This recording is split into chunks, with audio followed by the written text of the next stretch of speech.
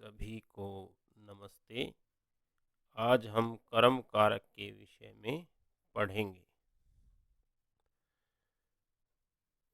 तो आज हम कर्म कारक की एक अन्य परिभाषा देखते हैं। पाणिनि अपने ग्रंथ अष्टाध्यायी में कर्म कारक की एक अन्य परिभाषा देते हुए लिखते हैं, तथा युक्तम तानिप्सितम।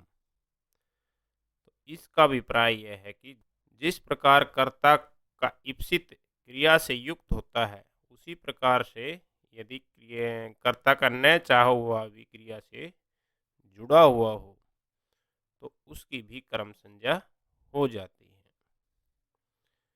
अब इस परिभाषा को हम आगे उदाहरणों में देखते हैं लगा के किस प्रकार ये लगती है। तो सबसे पहला उदाहरण है, पीड़ितः विषम खादति। पीड़ित विष को खाता है। तो यहाँ पे पीड़ित खाने की क्रिया करता हुआ विष को खाता है। विष को वह खाना नहीं चाहता है, फिर भी जो है उसको किसी के भारी दुख के कारण से उसको खाना पड़ रहा है। तो न चाहते हुए वह विष को वह खाता है, तो यहाँ पे विष की कर्म संज्ञा हो जाएगी।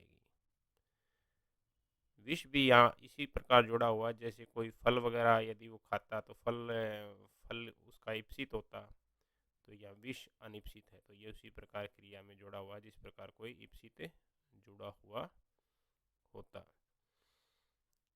तो इसके अतिरिक्त एक अन्य उदाहरण देखते हैं। देवदत्त चौरान पश्यति। देवदत्त चोरों को देखता है। तो देवदत्त चोरों को देखना नहीं चाहता है, लेकिन उसको अचानक से चोर उसके आगे आ जाते हैं और उसको न चाहते हुए भी उनको देखना पड़ता है। तो यहाँ पे चोर जो है देवदत्त के अनिप्सित हैं, उसको न चाहते हुए भी देखना पड़ता है। तो चोर शब्द की कर्म संज्ञा हो जाएगी। कर्म संज्ञा होके चोर में द्वितीय विभक्ति बहुवचन हो जाएगा।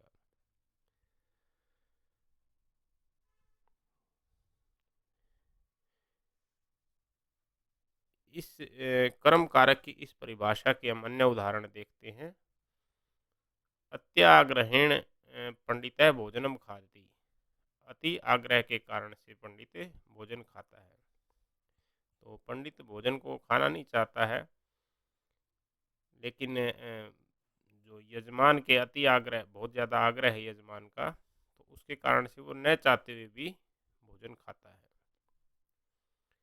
इसी प्रकार दूसरा उदाहरण है, अति ताड़नात् सोहन कार्यम करोति। सोहन कार्य करने की बिल्कुल भी इच्छा नहीं है, लेकिन उसकी माता का के ताड़न आदि के कारण से वह न चाहते हुए भी कार्य को कर रहा है। तो यहाँ पे पहले वाक्य में भोजन की कर्म संज्ञा हो जाएगी, दूसरे वाक्य में कार्य की कर्म संज्ञा हो जाएगी। कर्म संज्ञा होने से द्वितीय विभक्ति हो जाएगी।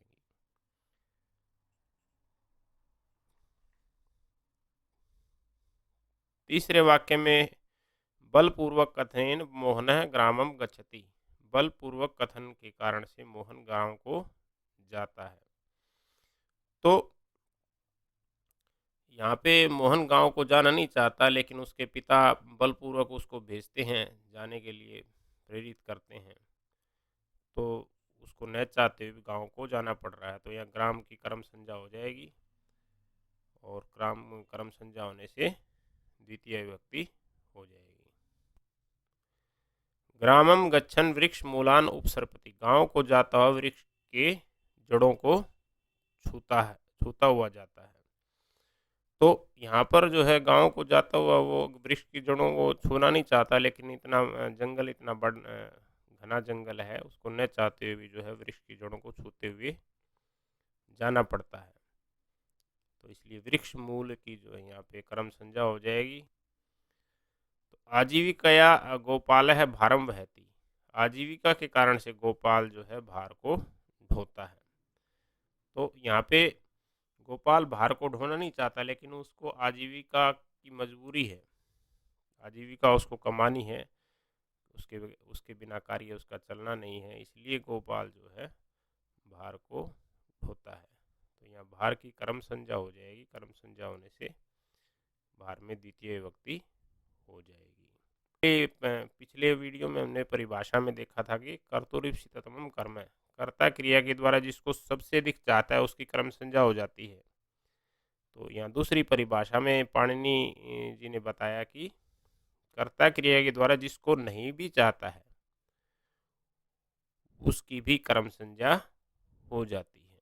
इसी के साथ आज का पाठ हम यहीं समाप्त करते हैं।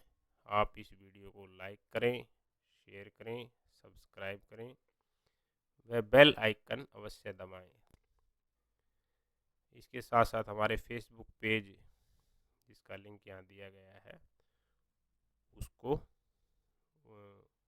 लाइक करें, फॉलो करें।